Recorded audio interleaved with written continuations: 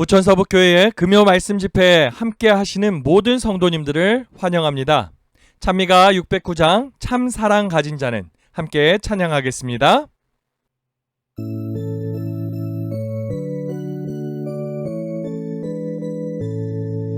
참 사랑 가진 자는 늘 기쁨 누리고 또 이웃에게 기쁨을 늘 나눠주도다. 주님은 사랑이시오니 주님을 함께 하소서. 참 사랑 가진 자는 늘 기쁨 누리고 또 이웃에게 기쁨을 늘 나눠주도다. 죄악과 슬픔 많은 이 땅에 살면서 늘 사랑하는 마음으로 문 영혼 구하세. 주님은 사랑이시오니 주님을 함께 하소서. 참 사랑 가진 자는 늘 기쁨 누리고 또 이웃에게 기쁨을 늘 나눠주도다.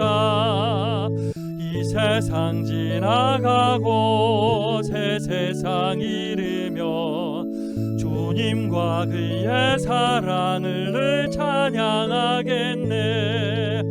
주님은 사랑이시오니 주님을 함께 하소서. 참 사랑 가진 자는 늘 기쁨 누리고 또 이웃에게 기쁨을 늘 나눠주도다. 행복하고 즐거운 안식일입니다. 모든 성도들의 가정에 하나님의 풍성한 축복이 임하길 바랍니다. 뭐니뭐니 해도 최고의 축복은 주님께서 우리 가정에 함께하여 주시는 것입니다. 우리 가정의 주인이 되셔서 우리 가족을 다스려 주시는 것이지요. 모든 가족 구성원들이요, 주님 안에서 사랑으로 연합되기를 바라고요. 주님의 주신 복으로 말미암아 형통함을 누리게 되길 바랍니다. 그래서 감사가 끊이지 않고 찬양이 끊이지 않는 그런 멋진 가정 되기를 소망합니다. 제가 부임하고부터 지금 이제 6월이 되기까지 계속해서 우리는 화요일 금요일마다 시대의 소망의 말씀을 통해 예수님의 삶에 대해 더욱더 알기를 원하고 말씀을 살폈습니다. 벌써 시대의 소망 1권이 맞춰지게 되었어요. 1권을 살피면서 여러 가지 생각을 했습니다. 그 중에 가장 큰 생각은 이것이라고 생각합니다. 우리가 가진 이 시대의 소망이라는 책은요, 예수님의 삶을 더욱더 잘 이해하고 알 수 있게 해주는 정말 탁월한 책이라는 사실을 확인했습니다. 말씀을 준비하고 전하면서 우선 저부터 참 은혜를 많이 받았던 것 같습니다. 이제 2권으로 들어가게 되는데, 2권의 제목은 인류의 소망입니다. 이 2권의 인류의 소망의 말씀을 함께 또 살펴보면서요, 여러분들이 예수님을 더 잘 알게 되기를 바라고요, 더 예수님을 가까이 느낄 수 있게 되기를 바랍니다. 2권부터는 조금 더 템포를 늦춰가려고 합니다. 이제 이 2권 인류의 소망의 내용은요, 화요 기도회에서만 다루려고 합니다. 템포가 늦어진 만큼 꼭 부탁드리는 것은 매 한 주마다 한 챕터씩 꼭 읽어주시길 바라요. 그리고 묵상도 해주시길 바랍니다. 말씀을 나누기 전에 이렇게 말씀을 읽고 오시면요, 말씀을 나눌 때 더 큰 은혜가 저와 여러분들에게 있을 것이라 생각이 됩니다. 꼭 읽어주시기 바랍니다. 그렇다면 이제 다음 주 금요일부터 무엇을 할 것이냐? 우리가 안식일 환영 예배 때마다 제7일 안식일 예수재림교회가 자랑하는, 우리 교회는 전 세계적으로 모든 성도들이 매주 안식일이 되면 같은 내용으로 성경을 연구합니다 하는 그것이 무엇이죠? 바로 안식일 학교 교과입니다. 우리가 이 교과를 함께 펼치고 연구하려 합니다. 이제 3기가 되었는데요. 3기 교과는 이렇게 생겼습니다. 제목이 무엇이지요? 그리스도 안의 쉼입니다. 그리스도 안의 쉼이라는 이 주제를 가지고서 성경을 깊이 있게 연구하려고 합니다. 최근에 여러 가지 알게 된 사실들, 배우게 되는 것들 중에 많이 이야기되는 것 중에서 여기 있어요. 잘 쉬는 법도 배워야 한다라는 것이에요. 쉬는 것도 배우지 않으면 제대로 쉬지 못한다는 이야기죠. 그리스도 안에서 쉬는 것, 그건 역시도 배워야 잘 쉴 수 있다라는 것입니다. 우리가 이번 교과를 통해서요, 그리스도인으로서 어떻게 하면은 잘 쉴 수 있는가, 여러분들이 함께 살필 수 있길 바라고 잘 배워서 정말 예수님 안에서 잘 쉬는 그러한 하나님의 성도 되길 바랍니다. 기대를 가지시고요. 다음 주 금요일부터 함께 하시면 되겠습니다. 여기서 또 한 가지 부탁을 드려야 되겠지요. 여러분들 매주 금요일이 오기 전에 꼭 교과책을 펼치시고 공부하시기 바랍니다. 교과책을 공부하고서 매일매일 공부하게 되어 있습니다. 매일매일 공부하고 우리가 이 교과를 함께 한다면 더욱더 큰 은혜가 있지 않을까 생각이 됩니다. 우리 부천서북교회의 모든 성도님들이 영성이 더욱더 깊어지기를 바라고요. 우리의 신앙이 자라나기를 소망합니다. 자, 오늘은 이제 인류의 소망의 첫 과를 시작하도록 하겠습니다. 인류의 소망의 첫 번째 챕터는요, 31장 산상수훈입니다. 함께 살펴볼게요. 예수께서 사도들을 안수하신 후 이른 아침에 그들을 데리고 갈릴리 바닷가에 나가시사 유대와 예루살렘에서 온 사람들을 비롯하여 베레아, 데가볼리, 이두메, 유대 남방과 두로와 시돈, 그리고 지중해 연안에 있는 베니기아 등 여러 동네에서 허다한 무리가 나와서 예수의 말씀도 듣고 병 고침을 얻으려고 모여들었다. 예수께서 산기슭을 돌아 평지에 이르러 풀 위에 앉으시자 제자들은 예수님의 곁에 자리를 잡았다. 그러자 무리들도 예수님을 중심으로 둘러 앉았다. 제자들과 무리들, 심지어 유대의 서기관들과 바리새인들도 이날 미구의 왕궁 건설 선포가 있으리라는 기대를 가지고 모여들었다. 예수님께서 12제자들은 이제 선별하셨고요. 안수도 하셨습니다. 본격적으로 사역을 시작하신 것입니다. 예수님의 말씀을 듣기 위해, 그리고 예수님께 치유받고 싶어가지고 사람들이 몰려왔는데 얼마나 많은 마을에서 허다한 사람들이 몰려왔는지 상상이 가시죠? 그들이 이렇게 해서 나오는데 그들의 마음에 엄청난 기대가 있었다라고 합니다. 오늘은 굉장히 특별한 날이었으니까요. 어떠한 마음이 있었다고 합니까? 드디어 예수님이 이 땅에 하나님의 왕국을 세우시겠다고 공식 선포하실 것이라 생각을 했다는 것이죠. 그들의 바람은요, 예수님이 유대 나라의 왕이 되시겠다는 선포예요. 로마를 이제 몰아내버리고요, 강대국으로 만들어 주시겠다는 거죠. 그리고 다른 나라를 이끌 수 있는 그러한 리더와 같은 나라로 이 유대를 만들어 주시기를 바랬다라는 것입니다. 그들의 바람은 정말 세속적이었어요. 이 세상적으로 그들이 성공하기를 바라는 그런 마음이었다라는 것입니다. 그들은 예수님께서 왜 그러한 선포를 그렇게 하실 거라고 생각을 했을까? 이것이 바로 유대인들의 지도자들의 계속되는 메시아에 대한 가르침이었다라는 것입니다. 누가 이것을 바랬느냐?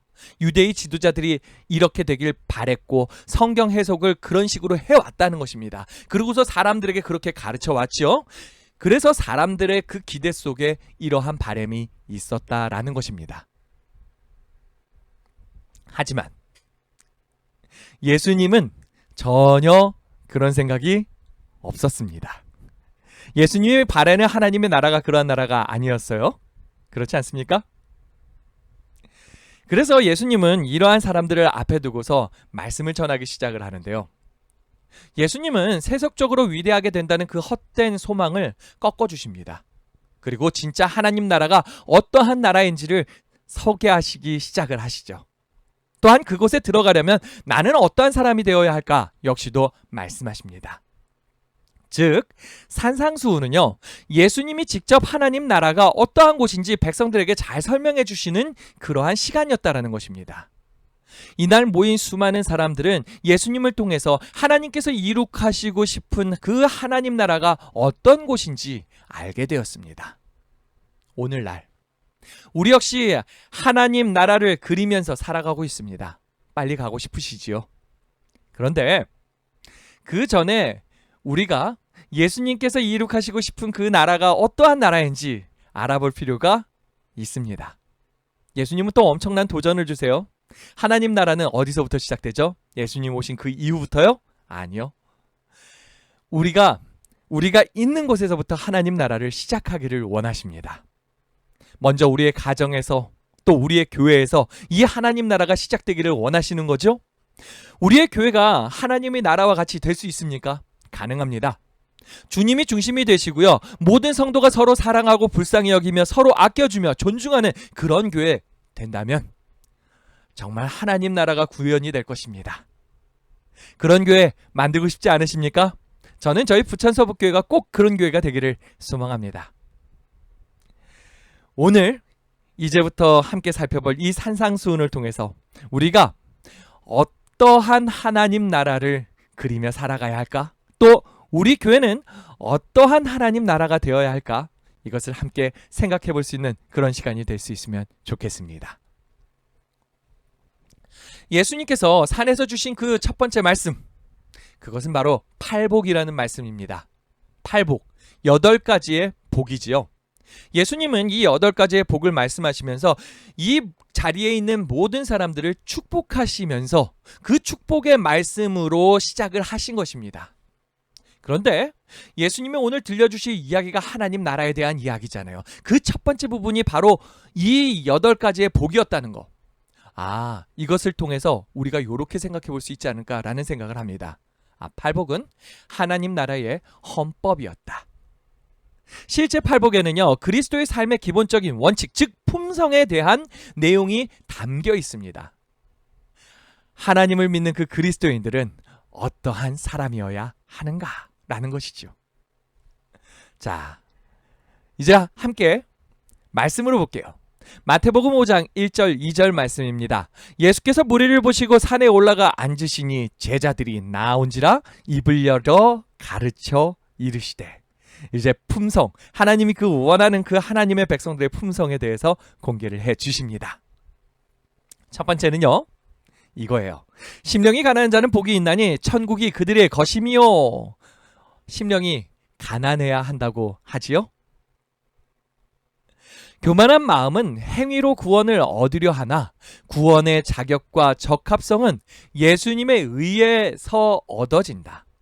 사람이 자신의 연약함을 깨닫고 모든 자부심을 벗어버리고 자신을 하나님께 굴복시키기 전에는 주께서 사람의 회복을 위하여 아무것도 하실 수 없다. 심령이 가난한 사람은요, 현재 나의 마음에 만족하지 못합니다. 무엇을 원합니까? 예수님의 그 의로운 마음을 원하고 갈망하게 되는 것이죠. 두 번째 복입니다. 애통하는 자는 복이 있나니 그들이 위로를 받을 것이며. 애통하는 자가 복이 있다고 하는데요, 이 땅에서요, 그리스도인의 그 삶은 결코 평탄치 않습니다. 그래서 애통할 일이 너무너무나 많아요. 그런데 이 두 번째 복 속에서 말하는 애통은요, 단순히 우리의 삶에 있는 슬픔, 그러한 어려움, 이런 것들을 좀 넘어서는 이야기입니다. 우리 때문에 찔림을 받으신 예수를 바라볼 때 우리는 예수께 고뇌를 안겨준 죄로 인해서 슬퍼하게 된다. 이러한 애통이 우리로 하여금 죄를 버리게 한다. 어떠한 애통입니까? 죄를 미워하는 그러한 애통입니다. 여러분들이 그리고 제가 죄를 미워할 수 있기를 바랍니다. 자, 세 번째 복입니다. 온유한 자는 복이 있나니 그들이 땅을 기업으로 받을 것이며 합니다. 여러분들, 온유함이라는 것이 무엇이죠? 온유함. 그러면은 제 친구 중에 온유라는 친구가 있습니다. 성격이 어땠냐? 굉장히 말 그대로 우윳빛깔 같았어요. 부드러워요. 화도 잘 안 내고요. 너무너무나 착했습니다. 자, 그럼 여기에서 말하는 이 온유함은 그런 것일까요?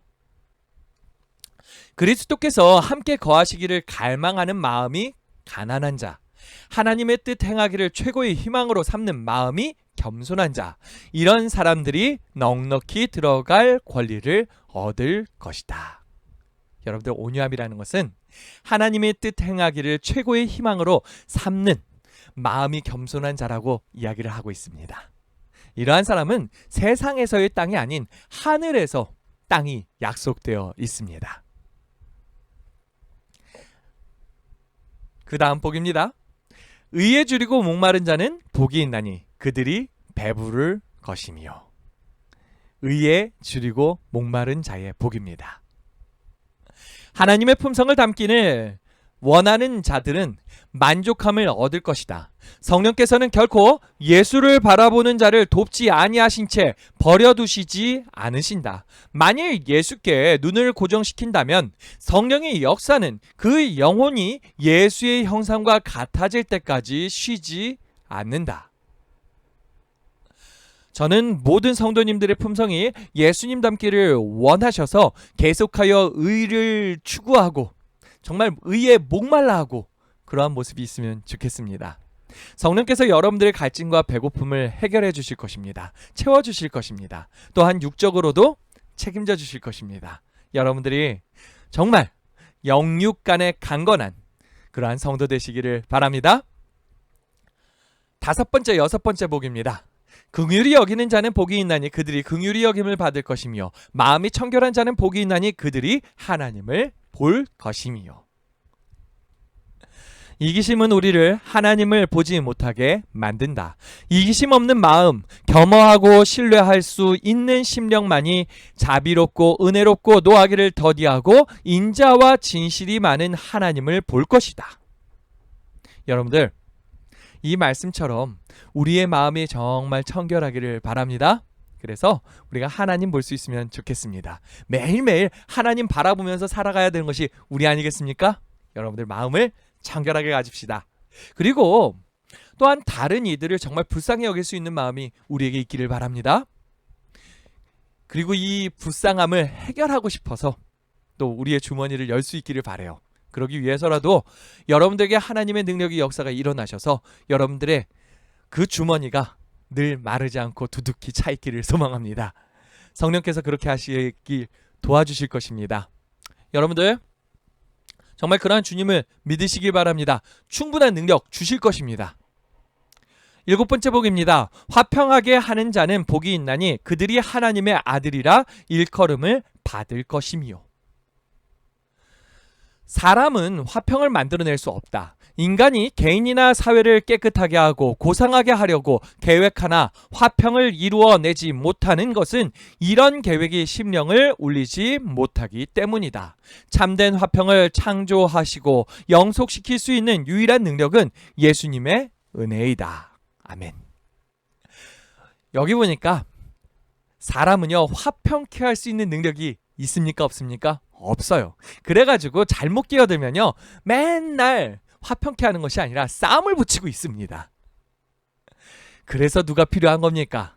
예수님이 필요하고요. 예수님이 보내주신 그 성령이 필요한 것입니다. 그분이 함께 하실 때 우리는 이 화평케함을 할 수 있습니다. 그런데 여기에 어디서부터 화평케 되느냐?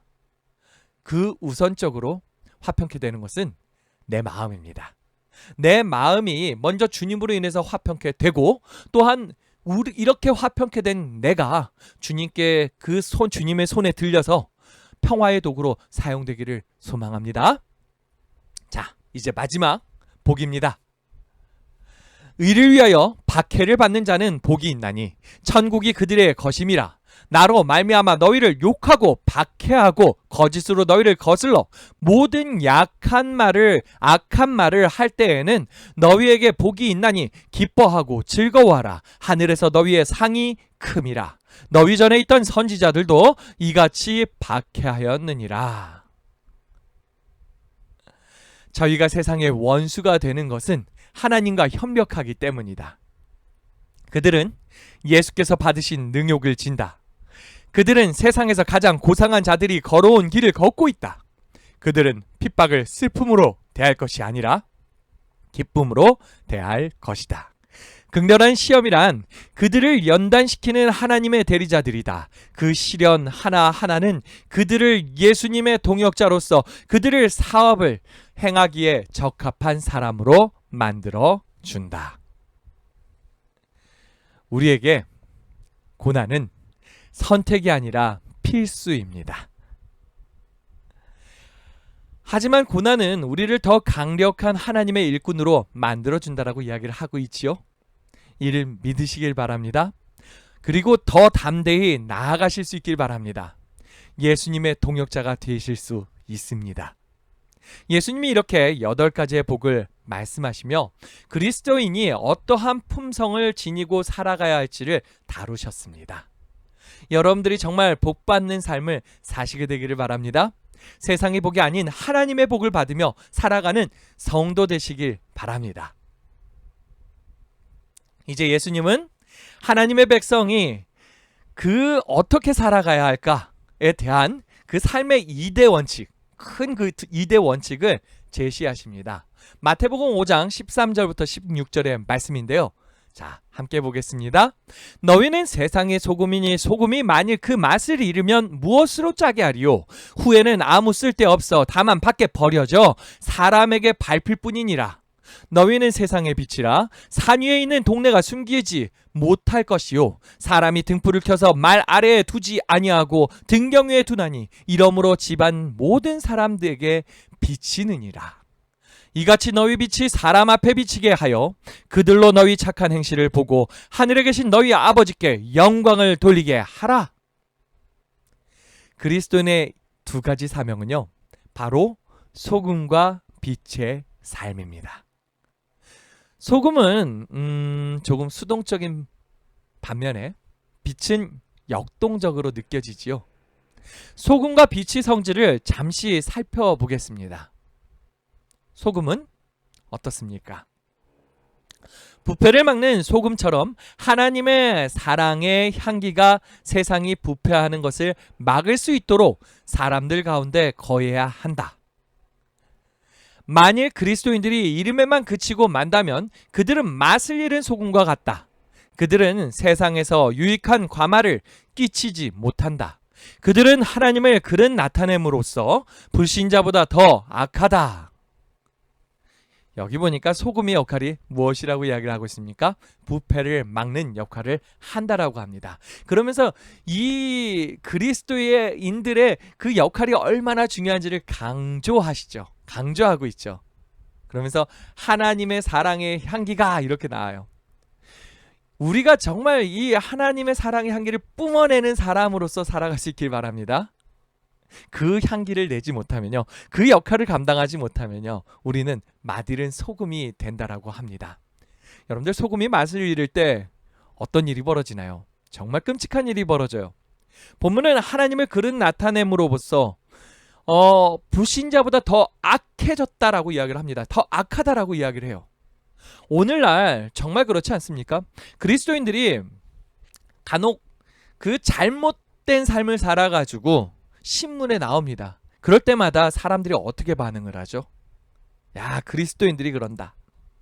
최근에도 한 목사님이 못된 짓을 해가지고 신문에 나왔는데, 참 그분은 목회를 계속 하고 계신 분도 아니고 목회를 하다 그만두신 분인데도 불구하고, 야, 목사 봐라, 역시 목사는 목사야, 뭐 이러면서 이야기를 하더라고요. 참 같은 목사인데도 참 그분을 보면서 참 안타깝습니다. 왜 저러고 살까? 뭐 그런다 그래서 제가 더 낫냐? 전 그렇게도 생각은 되진 않습니다. 저 역시 부족한 사람이니까요. 그래가지고 사람들이 안티기독교, 개독 뭐 이러고 있는데요. 참 그런 모습을 볼 때마다 너무너무나 가슴이 아픕니다. 저에 대한 경고라고 듣고 더 이 사업에 정직하게 성실하게 임하려고 애를 쓰게 됩니다. 그리스도인으로서 소금의 역할을 잘 감당할 수 있어야 할 것입니다. 우리가 이 그리스도인으로 그 소금의 역할을 제대로 감당하지 못하면 이 세상은 부패하게 됩니다. 그리스도인의 그 영향력으로 다른 이들에게 또 영향을 미치고 정말 맛있는 맛을, 예수 그리스도의 맛을 낼 수 있게 되기를 바랍니다. 두 번째는 빛의 사명입니다. 유대인들은 구원을 자신의 국가에만 한정된 것으로 생각하였으나 그리스도께서는 구원은 햇빛과 같다는 것을 그들에게 보이셨다. 구원은 온 세상에 속한다. 성경상 신앙은 책갈피 속이나 교회의 벽 안에 갇혀 있어서는 안 된다. 또한 자신의 유익을 위하여 가끔 끄집어냈다가 조심스럽게 다시 젖혀놓아서도 안 된다. 성경상 신앙이란 꼭 매일의 생애를 성결하게 하고 모든 사업상 거래와 모든 사교 관계에서 이 신앙을 나타내는 것을 말한다. 여러분들, 우리의 구원은요, 햇빛과 같다라고 이야기를 하고 있습니다. 햇빛은 감춰둘 수 있나요? 감출 수 없어요. 계속해서 빛을 쏘아내고 있습니다. 우리가 정말 구원받은 자로서 빛이 그냥 우리의 그 바깥으로 막 쏘아지기를 소망합니다. 어떻게 하면 그렇게 될까요? 구원의 그 감격이 있는 사람은요, 표정부터 달라요. 또한 구원받은 자로서 살아가고 있기 때문에 행동이 다릅니다. 생각이 다릅니다. 여러분들, 우리는 구원받은 자로서 이 세상의 사람과 같을 수 없습니다. 우리가 그런 멋진 삶을 사는 그리스도인들 될 수 있기를 바랍니다. 우리의 그 삶 속에서 예수 그리스도의 그 구원의 빛이 너무너무나 자연스럽게 막 퍼져나올 수 있으면 정말 좋겠습니다. 이 구원의 빛이요, 다른 이들에게 비추게 됩니다. 그리고 그들 역시 이 구원이 무엇인지를 보게 되는 거예요. 그리고 그 구원을 입게 되는 것입니다. 진정 부천서북교회 모든 교우들이 이 구원의 빛을 뿜어내는 사람들 되기를 소망합니다. 멋진 성도가 되기를 바랍니다. 이제 예수님은 이 땅에 살아가는 사람들에게 참된 그리스도인의 삶이란 무엇인지를 말씀해 주십니다. 마태복음 5장 20절의 말씀을 함께 보세요. 내가 너희에게 이르노니 너희 의가 서기관과 바리새인보다 더 낫지 못하면 결코 천국에 들어가지 못하리라. 잠깐, 이 자리에 지금 누구도 와 있죠? 서기관과 바리새인들이 이 말씀을 함께 듣고 있었습니다. 이들은 자신들을 거론하시면서 이 말씀을 하실 때 어떠한 반응을 보였을까요? 예수님의 말씀은요, 조금 헷갈릴 수도 있다라고 생각이 됩니다. 서기관과 바리새인들이 기준이 돼 있어요. 자, 이들은요, 천국에 들어갑니까? 못 들어갑니까? 이것을 잘못 들으면 서기관과 바리새인 정도는 돼야지 천국에 들어갈 수 있다, 이렇게 말씀하시는 것처럼 들리죠. 그러면 이 서기관과 바리새인들이 그렇게 이해했다. 그러면 그들이 어떤 생각을 했을까요? 예수님이 우리를 인정해 주시는구나. 역시 우리 정도는 돼야 천국에 들어가지. 그들이 얼마나 의로우려고 노력했는지 아시잖아요. 그죠? 율법의 그 항목에다가 조항들을 쫙 만들어서 그것을 다 지켰어요. 그리고 다른 사람들에게도 이것을 지켜야지 의로워진다라고 가르쳤어요. 그랬던 사람들이거든요. 정말 예수님의 의도와는 너무너무나 달랐던 사람들이지요. 그래서 지금 예수님의 말씀 역시도 그들 나름대로 그렇게 이해해버릴 수 있지 않았을까라는 생각을 하게 됩니다. 하지만 이 말씀 속에서 제대로 들으면요, 서기관과 바리새인과 같은 의를 가진다 하더라도 천국에 들어가요, 못 들어가요? 못 들어간다는 이야기입니다. 그들보다 더 나아야지 들어갈 수 있다는 거예요. 이것을 제대로 알아들은 서기관과 바리새인들이 있다면 그들의 얼굴은 뻘개졌을 것입니다. 아니, 지금 우리가 얼마나 의로운 존재인데 어떻게 우리보다도 더 의로울 수가 있을까라는 생각을 했겠지요. 자, 한번 이야기를 해보도록 하겠습니다. 사람들은 진리를 믿노라고 공언할 수 있을 것이다. 그러나 그것이 저희를 진실하고 친절하고 참고 관용하고 거룩한 마음을 갖도록 하지 못한다면 그러한 신앙을 소유한 자들에게 저주가 되고 그들의 가마로 말미암아 그것은 세상의 저주가 된다. 그리스도께서 가르치신 의는 하나님께서 계시하신 뜻의 마음과 생애를 일치시키는 것이다. 진리를 믿는 데서만 끝나는 것이 아니라 거룩한 마음을 가져야 한다는 것이에요. 마음과 생애를 그리스도에 의해 일치시켜야 한다고 이야기를 합니다. 말이 조금 어렵기는 한데요. 자, 이 말을 조금 더 쉽게 그냥 한마디로 표현하면 바로 이거라고 생각해요. 먼저 믿고 그 믿는 대로 마음을 먹고 살아가라는 것이죠. 믿음으로 말미암는 의입니다. 이것이 무슨 말씀인가를 구체적으로 이제 이야기해 보도록 합시다. 자, 예수님은요, 첫 번째로 형제에게 노하지 말라고 합니다. 이 마태복음 5장 22절의 말씀인데요. 이 말씀 보면은 형제를 미워하면서 화를 내면서 욕하는 것, 나가라고 욕하죠. 그 욕하는 게 굉장히 무섭습니다. 심판받게 될 것이라고요. 또 지옥불에 결국엔 들어가게 될 것이라고 이야기를 하세요. 그리스도를 따르는 자들에게는 또 정당한 분노가 있는 것은 사실이다. 하나님께서 수치를 받으시고 당신의 사업이 누명을 쓰는 것을 볼 때에, 또는 무죄한 자가 억압당하는 것을 볼 때에는 의분이 심령을 격동시킨다. 민감한 윤리감에서 나온 이런 분노는 죄가 아니다. 분노도 죄가 아닌 것이 있어요. 그러나 여하한 도전에 대해서도 분노나 적개심을 마음대로 품어도 무방하다고 생각하는 자들은 사탄에게 마음의 문을 열어주고 있는 것이다. 하늘과 조화되기를 원한다면 원한과 증오심이 심령에서 추방되어야 한다. 우리가 지난번에 그 10계명을 살폈지만 이 10계명의 6번째 계명이 무엇입니까? 살인하지 말라지요. 그렇죠? 그들은 살인하지만 않으면 된다 해서 형제를 미워해도 된다라고 생각을 했어요. 그런데 예수님은요, 미워해가지고 욕을 할 수 있지요. 욕하면서 라가라 부르는 것만으로도 심판받게 될 것이고 지옥불에 들어가게 될 것이다. 이것도 살인하는 것이다 라고 이야기를 하고 있다라는 것입니다. 여러분들, 예수님은요, 이 율법을 더 강화시키는 거예요. 유대인들도 지금 율법을 제대로 지키고 있는 것이다, 못 지키고 있는 것이다? 율법을 제대로 지키는 것이 아니다 라고 이야기를 해주고 싶은 거예요. 율법은요, 이 유대인들은요, 지금 율법을 지키되 뭐는 빼놓고서 지키고 있었다고요? 하나님의 사랑은 쏙 빼놓고서 그냥 그 문자 그대로만 지키려고 애쓰고 있었다라는 것이죠. 형제를 사랑하지 못하면서요. 그러니까 형제에게 노하고 그러고 있었다라는 것입니다. 자, 예수님은 아무튼 간에 형제에게 노하지 말라고 말씀하십니다. 자, 두 번째는요, 형제와 화목하라고 말씀하신다는 것입니다.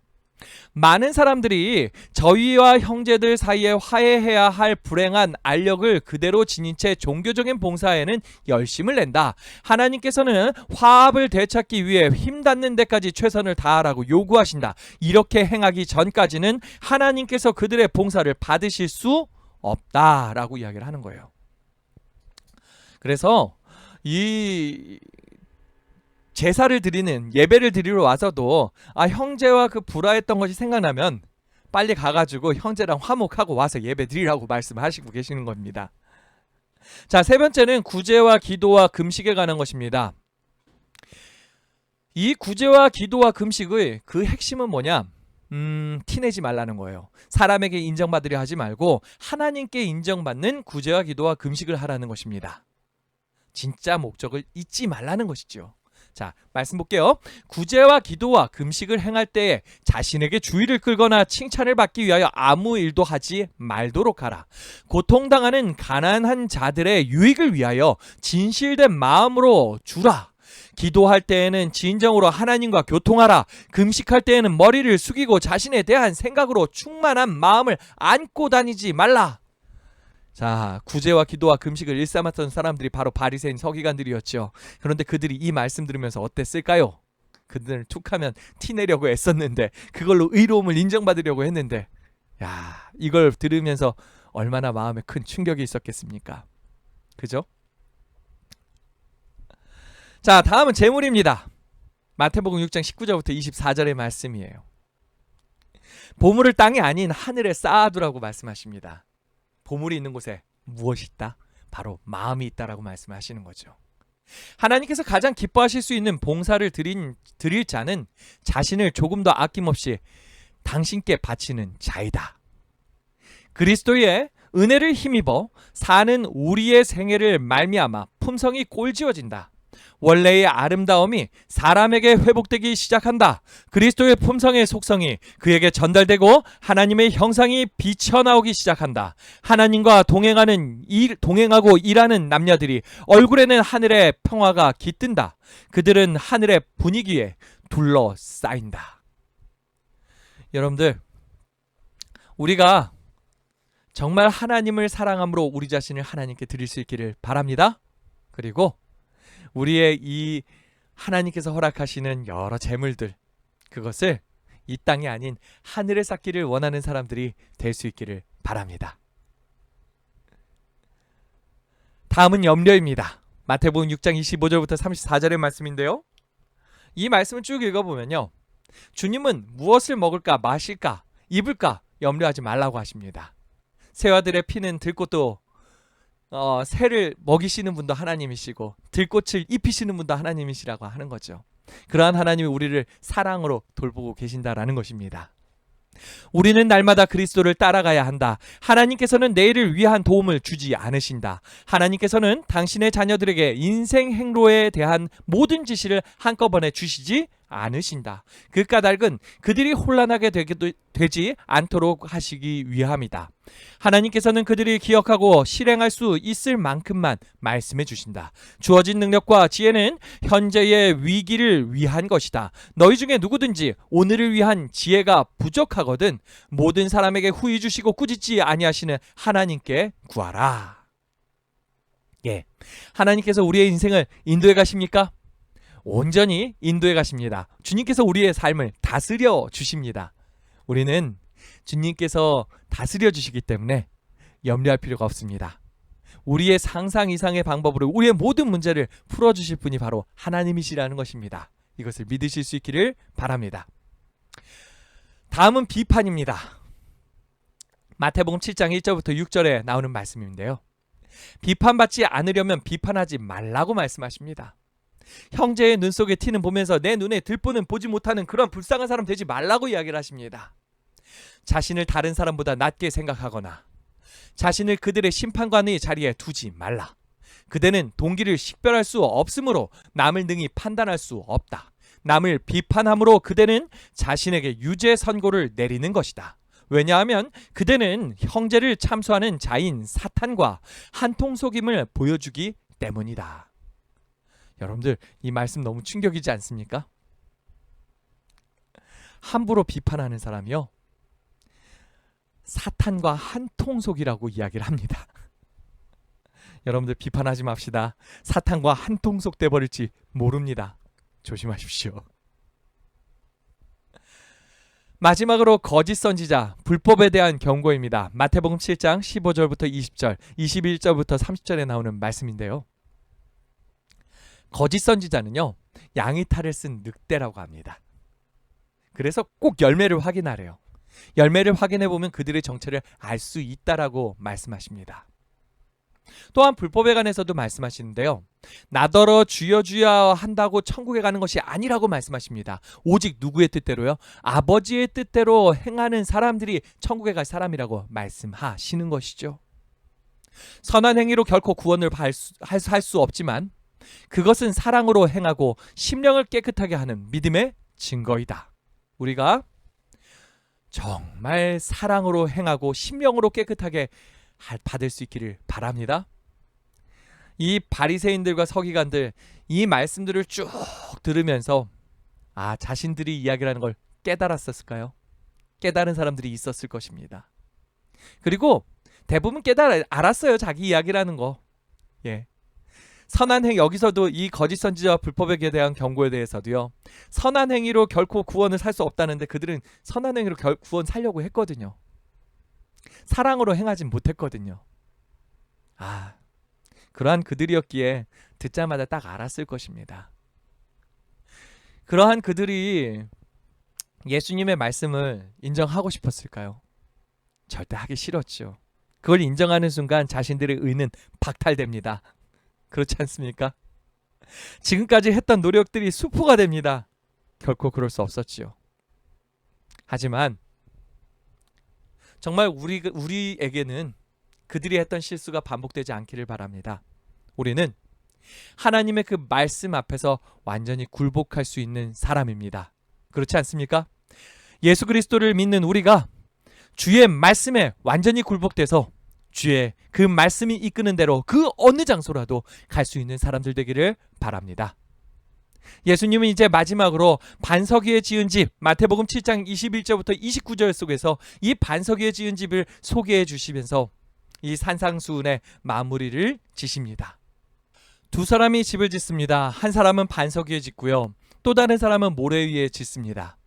반석 위에 집을 짓는 사람, 바닥이 딱딱하니까 기초를 공사하기도 힘들고 아주 어렵게 집을 지어가고 있습니다. 하지만 모래 위에 짓는 사람은요, 바닥이 폭신합니다. 기초 공사도 쉬웠고요. 집을 짓는 것도 아주 수월하게 짓습니다. 그러나 비가 내리고 창수가 나고 바람이 불기 시작을 하자 결과가 달랐습니다. 반석 위에 지은 집은 견고했으나 모래 위에 지은 집은 완전히 무너져 버렸죠. 그대가 나의 말을 듣는 것으로는 넉넉지 않다고 예수께서는 말씀하신다. 그대를 순종으로 그리스도의 말씀을 그대의 품성의 기초로 삼지 않으면 안 된다. 마태복음 7장 24절을 보면 이렇게 나와요. 그러므로 누구든지 나의 이 말을 듣고 행하는 자는 그 집을 반석 위에 지은 지혜로운 사람 같으리니. 예수님의 말씀을 듣고 이 말씀의 원칙을 자신의 삶의 대강령으로 받아들이는 자는 반석 위에 집을 짓는 자와 같다라고 말씀하신 것입니다. 예수님께서 우리의 반석이 되어 주십니다. 그 반석 위에 집을 지읍시다.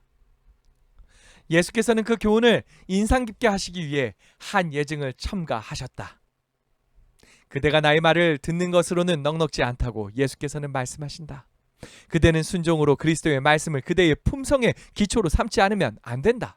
자아를 흐르는 모래에 지나지 않는다. 만일 그대가 인간의 이론과 창안 위에 그대의 집을 세운다면 그것은 무너질 것이다. 시험의 바람과 시련의 폭풍으로 말미암아 그 집은 쓸려감을 당할 것이다. 그러나 내가 말한 이 원칙들은 길이 존속할 것이다. 나를 영접하라. 나의 말씀 위에 건설하라. 여러분들, 산상수훈은요, 하나님의 백성을 그 하나님의 나라로 초청하는 말씀입니다. 말씀을 듣는 이들 중에 많은 이들이 하나님 나라가 어떠한 나라인지 깨닫게 되었고요. 그 하나님 나라의 백성이 되기 위해선 나는 어떤 사람이 되어야 할까를 알게 되었습니다. 그것도 구체적으로요. 자, 오늘 이 산상수훈의 말씀을 살피시면서 여러분들은 어떠셨습니까? 하나님의 나라가 어떠한 나라인지 우리는 이미 잘 알고 있지요. 그 나라에 걸맞는 사람이 되기 위해서 우리는 어떠한 사람이 되어야 할까? 이 시간 다시 한번 생각해보는 시간이 되었기를 바랍니다. 오늘 말씀을 다시 한번 정리하고 마치려고 하는데요. 산상수훈의 첫 번째는 팔복이었습니다. 팔복은 하나님의 백성이 가져야 할 품성을 나타냈습니다. 마음이 가난하고 죄에 대하여 애통하고 하나님의 품성인 온유와 의를 소유한 백성에게 천국을 기업으로 주겠다라고 말씀하십니다. 그리고 불쌍한 사람을 긍휼히 여기고 마음이 청결하고 화평케 하고 의를 위해서 핍박을 받는 자도 하나님의 자녀로서 하나님을 보게 될 것입니다. 예수님은 하나님의 자녀들이 그 삶의 두 가지 원칙, 즉 빛과 소금의 그 사명을 주셨습니다. 그러한 사명을 가지고서 우리는 살아갈 필요가 있습니다. 그리고 마지막으로 예수님은 이 땅에 살아가는 하나님의 자녀들이 세상에서 여러 가지 일을 접할 때 빛과 소금으로서의 삶을 어떻게 하면 살아갈 수 있을까? 좀 더 실제적이고 구체적인 예증들을 들어서 말씀해 주신 것을 확인했습니다. 우리가 이 귀한 말씀들을 듣는 데서만 그치지 않고요. 이 말씀을 실행할 수 있기를 바랍니다. 그것을 보고서 예수님은 반석 위에 지은 견고한 신앙이라고 말씀해 주셨다라는 것입니다. 우리의 신앙은 견고한 신앙이 맞지요? 정말 그 말씀을 실천해 나가는 저와 여러분 되길 바라며 오늘 말씀을 마치겠습니다. 하나님이 우리와 함께 하십니다. 사랑의 아버지 하나님 감사합니다. 예수님께서 하나님의 나라를 소개하시고 또 그 나라 백성으로 사람들을 초청하여 주심을 감사드립니다. 우리가 그 하나님 나라의 백성으로서 초청받았음을 기억하게 하여 주시고, 하나님께서 우리를 이끌어 정말 그 성품을 갖게 하여 주시고, 또한 하나님 나라에 걸맞는 사람으로서 이 땅에서부터 살아가게 하셨음을 감사합니다. 우리가 믿음으로 살아갈 수 있게 도와주시옵소서. 특별히 우리가 우리에게 맡겨져 있는 여러 주님께서 맡겨주신 그 영혼들을 잊지 않게 하여 주시옵소서. 그들을 위해서라도 우리가 빛과 소금의 이 사명에 걸맞는 삶 살게 하여 주시고, 정말 우리의 그 구원받은 그 빛이 그들에게 비쳐서 그들에게도 옷 입혀지고 그들이 구원에 동참하게 되는 능력의 역사가 있게 하여 주시옵소서. 주님, 지금 이 순간에도 기도가 필요한 두 가정이 있습니다. 우리 백흥호 집사님 가정 기억하여 주시고, 또한 우리 송진우 형제를 기억하여 주시옵소서. 함께 정말 기도하면서 주님을 붙들고 있을 그 가족들 함께 하여 주시고, 이 기도 가운데 주님의 강한 능력의 역사를 보게 하여 주시옵소서. 주님 늘 함께 하심을 감사드리며, 이 안식일 주님께서 더욱더 복되게 하여 주시고 하나님의 백성으로 우리를 꼴지어 주실 것을 믿고 감사드리며 사랑이 예수님 이름으로 간절히 기도합니다. 아멘. 예배가 마쳤습니다. 이제 오늘 밤 평안히 쉬시고 내일 아침 1부 9시 반, 2부 11시 반 편하신 시간에 맞춰서 오시면 됩니다. 그 시간에 만나서 함께 예배하고요. 이번 안식일 정말 우리가 기도가 필요한 때입니다. 우리의 기도가 필요한 두 가정이 있습니다. 그들을 위해서 간절히 함께 기도해 주시며 이 안식일을 보내주시기를 간곡히 부탁드립니다. 평안한 밤 되십시오.